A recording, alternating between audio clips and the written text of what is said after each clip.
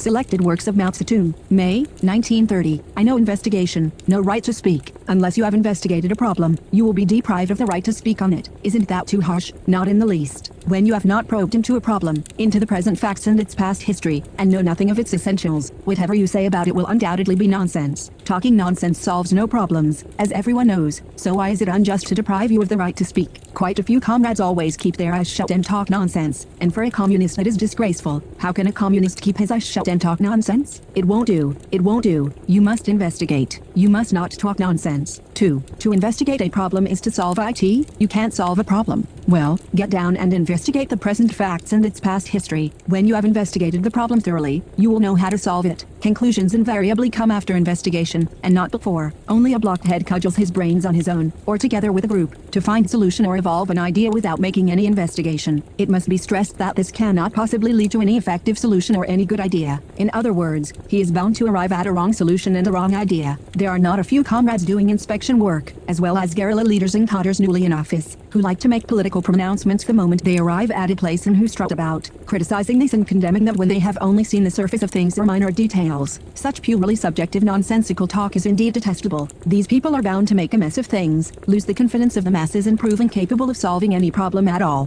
When they come across difficult problems, quite a number of people in leading positions simply heave a sigh without being able to solve them. They lose patience and ask to be transferred on the ground that they have not the ability and cannot do the job. These are cowards' words. Just get moving on your two legs, go the rounds of every section placed under your charge and inquire into everything as Confucius did, and then you will be able to solve the problems, however little is your ability. For although your head may be empty before you go out of doors, it will be empty no longer when you return but will contain all sorts of material necessary for the solution of the problems, and that is how problems are solved. Must you go out of doors? Not necessarily. You can call a fact-finding meeting of people familiar with the situation in order to get at the source of what you call a difficult problem and come to know how it stands now, and then it will be easy to solve your difficult problem. Investigation may be likened to the long months of pregnancy, and solving a problem to the day of birth. To investigate a problem is, indeed, to solve it. 3. Oppose book worship. Whatever is written in a book is right. Such is still the mentality of culturally backward Chinese peasants. Strangely enough, within the Communist Party there are also people who always say in a discussion, "Show me where it's written in the book." When we say that a directive of a higher organ of leadership is correct, that is not just because it comes from a higher organ of leadership but because its contents conform with both the objective and subjective circumstances of the struggle and meet its requirements. It is quite wrong to take a formalistic attitude and blindly carry out directives without discussing and examining them in the light of actual conditions simply because they come from a higher organ. It is the mischief done by this formalism which explains why the line and tactics of the party do not take deeper root among the masses. To carry out a directive of a higher organ blindly, and seemingly without any disagreement, is not really to carry it out but is the most artful way of opposing or sabotaging it. The method of studying the social sciences exclusively from the book is likewise extremely dangerous and may even lead one onto the road of counter-evolution. Clear proof of this is provided by the fact that whole batches of Chinese communists who confined themselves to books in their study of the social sciences have turned into counter-evolutionaries. When we say Marxism is correct, it is certainly not because Marx was a prophet but because his theory has been proved correct in our practice and in our struggle. We need Marxism in our struggle. In our acceptance of his theory no such formalization of mystical notion as that of prophecy ever enters our minds. Many who have read Marxist books have become renegades from the revolution, whereas illiterate workers often grasp Marxism very well. Of course we should study Marxist books, but this study must be integrated with our country's actual conditions. We need books, but we must overcome book worship, which is divorced from the actual situation. How can we overcome book worship?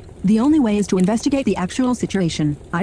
Without investigating the actual situation, there is bound to be an idealist appraisal of class forces and an idealist guidance in work, resulting either in opportunism or in putschism. Do you doubt this conclusion? Facts will force you to accept it. Just try and appraise the political situation or guide the struggle without making any investigation, and you will see whether or not such appraisal or guidance is groundless and idealist and whether or not it will lead to opportunist or putschist errors. Certainly it will. This is not because of failure to make careful plans before taking action but because of failure to study the specific social situation carefully before making the plans, as often happens in our Red Army guerrilla units. Officers of the Likui type do not discriminate when they punish the men for offenses. As a result, the offenders feel they have been unfairly treated, many disputes ensue, and the leaders lose all prestige. Does this not happen frequently in the Red Army? We must wipe out idealism and guard against all opportunist and putschist errors before we can succeed in winning over the masses and defeating the enemy. The only way to wipe out idealism is to make the effort and investigate the actual situation. The aim of social and economic investigation is to arrive at a correct appraisal of class forces and then to formulate correct tactics for the struggle. This is our answer to the question, why do we have to investigate social and economic conditions? Accordingly, the object of our investigation is all the social classes and not fragmented momentary social phenomena. Of late, the comrades in the Fourth Army of the Red Army have generally given attention to the work of investigation, but the method many of them employ is wrong. The results of their investigation are therefore as trivial as a grocer's accounts, or resemble the many strange tales a country bumpkin hears when he comes to town, or are like a distant view of a populous city from a mountain top. This kind of investigation is of little use and cannot achieve our main purpose. Our main purpose is to learn the political and economic situation of the various social classes. The outcome of our investigation should be a picture of the present situation of each class and the ups and downs of its development. For example, when we investigate the composition of the peasantry, not only must we know the number of owner peasants, semi-owner peasants and tenant peasants, who are differentiated according to tenancy relationships, but more especially we must know the number of rich peasants, middle peasants and poor peasants, who are differentiated according to class or stratum. When we investigate the composition of the merchants, not only must we know the number in each trade, such as grain, clothing, medicinal herbs, etc., but more especially we must know the number of small merchants, middle merchants and big merchants. We should investigate not only the state of each trade, but more especially the class relations within it. We should investigate the relationships not only between the different trades but more especially between the different classes. Our chief method of investigation must be to dissect the different social classes, the ultimate purpose being to understand their interrelations, to arrive at a correct appraisal of class forces and then to formulate the correct tactics for the struggle, defining which classes constitute the main force in the revolutionary struggle, which classes are to be won over as allies and which classes are to be overthrown. This is our sole purpose. What are the social classes requiring investigation? They are the industrial proletariat, the handicraft workers, the farm laborers, the poor peasants, the urban poor, the lumpen proletariat, the master handicraftsmen, the small merchants, the middle peasants, the rich peasants, the landlords, the commercial bourgeoisie, the industrial bourgeoisie. In our investigation we should give attention to the state of all these classes or strata. Only the industrial proletariat and industrial bourgeoisie are absent in the areas where we are now working, and we constantly come across all the others. Our tactics of struggle are tactics in relation to all these classes and strata. Another serious shortcoming in our past investigations has been the undue stress on the countryside to the neglect of the towns, so that many comrades have always been vague about our tactics towards the urban poor and the commercial bourgeoisie. The development of the struggle has enabled us to leave the mountains for the plains. We have descended physically, but we are still up in the mountains mentally. We must understand the towns as well as the countryside, or we shall be unable to meet the needs of the revolutionary struggle. 6. Victory in China's revolutionary struggle will depend on the Chinese comrades' understanding of Chinese conditions. The aim of our struggle is to attain socialism via the stage of democracy. In this task, the first step is to complete the democratic revolution by winning the majority of the working class and arousing the peasant masses and the urban poor for the overthrow of the landlord class, imperialism and the Kuomintang regime. The next step is to carry out the socialist revolution, which will follow on the development of this struggle. The fulfillment of this great revolutionary task is no simple or easy job and will depend entirely on correct and firm tactics on the part of the proletarian party. If its tactics of struggle are wrong, or irresolute and wavering, the revolution will certainly suffer temporary defeat. It must be borne in mind that the bourgeois parties, too, constantly discuss their tactics of struggle. They are considering how to spread reformist influences among the working class so as to mislead it and turn it away from Communist Party leadership, how to get the rich peasants to put down the uprisings of the poor peasants, and how to organize gangsters to suppress the revolutionary struggles. In a situation when the class struggle grows increasingly acute and is waged at close quarters, the proletariat has to depend for its victory entirely on the correct and firm tactics of struggle of its own party, the Communist Party. A Communist Party's correct and unswerving tactics of struggle can in no circumstance be created by a few people sitting in an office. They emerge in the course of mass struggle, that is, through actual experience. Therefore, we must at all times study social conditions and make practical investigations. Those comrades who are inflexible, conservative, formalistic and groundlessly optimistic think that the present tactics of struggle are perfect, that the book of documents of the party's 6th National Congress guarantees lasting victory, and that one can always be victorious merely by adhering to the established methods. These ideas are absolutely wrong and have nothing in common with the idea that communists should create favorable new situations through struggle. They represent a purely conservative line. Unless it is completely discarded, this line will cause great losses to the revolution and harm to these comrades themselves. There are obviously some comrades in our Red Army who are content to leave things as they are, who do not seek to understand anything thoroughly and are groundlessly optimistic, and they spread the fallacy that this is proletarian. They eat their fill and sit dozing in their offices all day long without ever moving a step and going out among the masses to investigate. Whenever they open their mouths, their platitudes make people sick. To awaken these comrades we must raise our voices and cry out to them. Change your conservative ideas without delay. Replace them by progressive and militant communist ideas.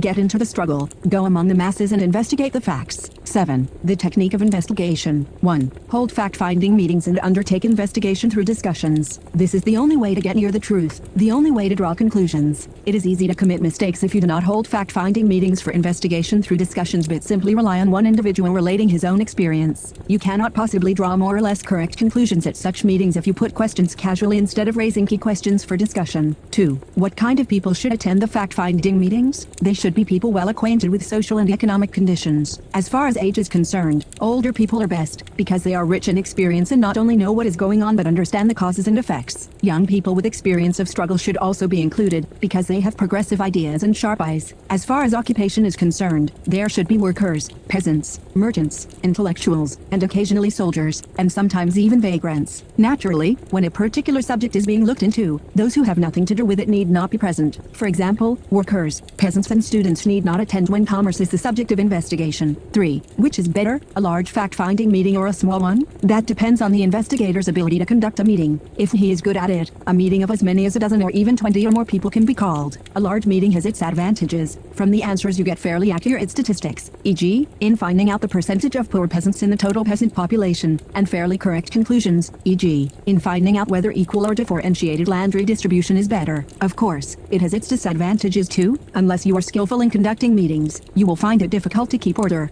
So the number of people attending a meeting depends on the competence of the investigator. However, the minimum is 3, or otherwise the information obtained will be too limited to correspond to the real situation. 4. Prepare a detailed outline for the investigation. A detailed outline should be prepared beforehand, and the investigator should ask questions according to the outline, with those present at the meeting giving their answers. Any points which are unclear or doubtful should be put up for discussion. The detailed outline should include main subjects and subheadings and also detailed items. For instance, taking commerce as a main subject, it can have such subheadings as cloth, grain, other necessities and medicinal herbs. Again, under cloth, there can be such detailed items as calico, homespun and silk and satin. 5. Personal participation. Everyone with responsibility for giving leadership, from the chairman of the township government to the chairman of the central government, from the detachment leader to the commander-in-chief, from the secretary of a party branch to the general secretary, must personally undertake investigation into the specific social and economic conditions and not merely rely on reading reports. For investigation and reading reports are two entirely different things. 6. Probe deeply. Anyone new to investigation work should make 1 or 2 thorough investigations in order to gain full knowledge of a particular place, say, a village or a town, of a particular problem, say, the problem of grain or currency. Deep probing into a particular place or problem will make future investigation of other places or problems easier. 7. Make your own notes. The investigator should not only preside at fact-finding meetings and give proper guidance to those present but should also make his own notes and record the results himself. To have others do it for him is no good. Notes. 1. See Confucian Analects. Book 3. Part When Confucius entered the ancestral temple he inquired into everything. 2. Li Kui was a hero in the well-known Chinese novel Shui Hu Chuan Heroes of the Marshes, which describes the peasant war that occurred towards the end of the Northern Sung dynasty. He was simple, outspoken and very loyal to the revolutionary cause of the peasants, but crude and tactless. 3. Comrade Mao Tse-Tung has always laid great stress on investigation, regarding social investigation as the most important task and the basis for defining policy in the work of leadership. The work of investigation was gradually developed in the Fourth Army of the Red Army on Comrade Mao Tse-Tung's initiative. He stipulated that social investigation should be a regular part of the work, and the political department of the Red Army prepared detailed forms covering such items as the state of the massed struggle, the condition of the reactionaries, the economic life of the people and the amount of land owned by each class in the rural areas. Wherever the Red Army went, it first made itself familiar with the class situation in the locality and then formulated slogans suited to the needs of the masses. 4. Here the mountains are the Qingkang mountain area along the borders of Jiangxi and Hunan provinces. The plains are those in southern Jiangxi and western Fujian. In January 1929, Comrade Mao Tse-Tung led the main force of the Fourth Army of the Red Army down from the Qingkang mountains to southern Jiangxi and western Fujian in order to set up 2 large revolutionary base areas. 5. The book of documents consisted of the resolutions adopted at the 6th National Congress of the Communist Party of China in July 1928, including the political resolution and the resolutions on the peasant question, the land question, the organization of political power, etc. Early in 1929, the Front Committee of the Fourth Army of the Red Army published these resolutions in book form for distribution to the party organizations in the Red Army and to the local party organizations. Selected works of Mao Tse-Tung.